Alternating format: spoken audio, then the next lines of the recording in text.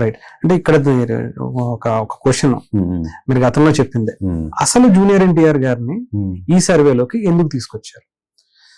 నేను ఇందాక నియోజకవర్గం ఇది బేస్డ్ గా రిలీజ్ చేస్తున్న paravil.com అని చెప్పినప్పుడు నియోజకవర్గంలో 1, 2, 3, 4, 5, 6 అని చెప్పారు.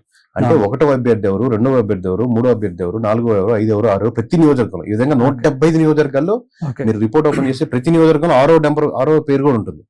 But when comes to state, when comes to కూటమి, ఆయన రాజకీయాలు ఇప్పుడు మీరు చెప్పిన 5-6 పేర్లు రాజకీయాల్లో ఉన్నారు, యాక్టివ్ గా ఉన్నారు. అసలు మేము చెప్పాను చూడండి, నియోజకవర్గం తీసుకున్నప్పుడు 6వ వ్యక్తి హరీష్ అనే డాక్టర్ గారు ఉన్నారు.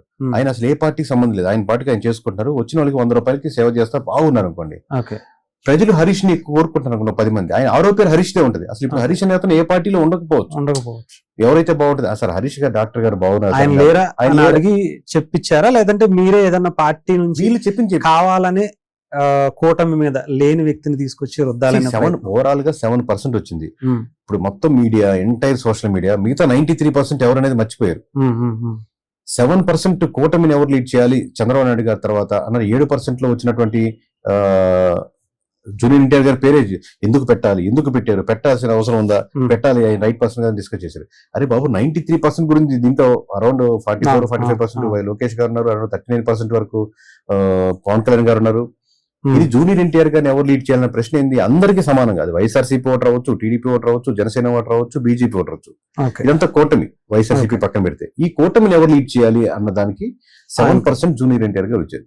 దాంట్లో డినైపుల్ ఏంటో నాకు అర్థం కావట్లేదు. ఏంటి వాళ్ళు 7% 1% ఉండకూడదని అసలు జూనియర్ లేరు కావాలనే మీకు చాలా క్లారిటీ తెలుసు. అంటే వైఎస్ఆర్సీపీ పార్టీ తరఫున మీరు ఇన్వెస్టిగేషన్ చేశారు, కావాలని ఆయన పేరుని తెరపైకి తీసుకొచ్చి కొంత ఏదో ఒక కన్ఫ్యూజ్ చేయాలనే ఇంట్రెస్ట్ తో తీసుకొచ్చారు. కన్ఫ్యూజ్ లేదు. ఇప్పుడు ప్రజలు ఎవరు ఇప్పుడు వేరే వాళ్ళ పేరు, బయట పేరు కూటమిలో చేయలేము.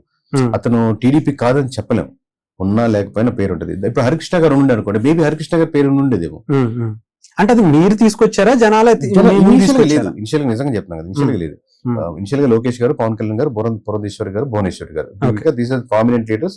ఇంకోటి సిబిఎన్ గారు తర్వాత అన్న ప్రశ్న కాబట్టి ఆబ్వియస్ గా భువనేశ్వర్ గారిని ఇంక్లూడ్ చేయాలి. అంటే మన దగ్గర పాలిటిక్స్ లో ఇమీడియట్ గా వైఫ్ కానీ లేకపోతే పిల్లలు కానీ అలా ఉంటుంది కాబట్టి సౌత్ లో ఎక్కువ ఉంటుంది, ఇంకా నార్త్ లో ఉండొచ్చు. సో లేదు, ఆ ఎక్కువ ఆప్షన్స్ ఉంటాయి. బట్ ఇమీడియట్ గా ఇన్వాల్వ్ అవుతున్నప్పుడు ఎక్కడైనా 1% హరీష్ ఏమంటారు జూనియర్ ఎన్టీఆర్ గారు లేరు కదా, లేరా అని అడిగితే ఈవినింగ్ డేటా వచ్చినప్పుడు ఇంక్లూడ్ చేయలేదు ఒక ఆప్షన్ కదా, ఇంక్లూడ్ చేసాం. బట్ అది 1%, 2%, 3%, 4%, 5 to 6 to 7% all over Andhra Pradesh కి వెళ్ళేసరికి మొత్తం డేటా వేసుకొని మనం కన్సల్టేషన్ వేసి చూస్తే 7% గుర్తాగింది. 1.5% వీ కెన్ ఇగ్నోర్. ఆ పేరే చెప్పాల్సిన అవసరం లేదు. 7% ఇగ్నోరింగ్ అనేది మనం ఒక థాట్ ని కిల్ చేస్తున్నట్టు. అది 7% మన ప్రజల ఆస్పిరేషన్స్ ని, ఆలోచన కిల్ చేస్తున్నట్టు. సమస్య సంబంధం లేదు. 93% వేరే వాళ్ళకి ఉంది కదా, మీరు 7% ఎందుకు కిల్ చేయాలి?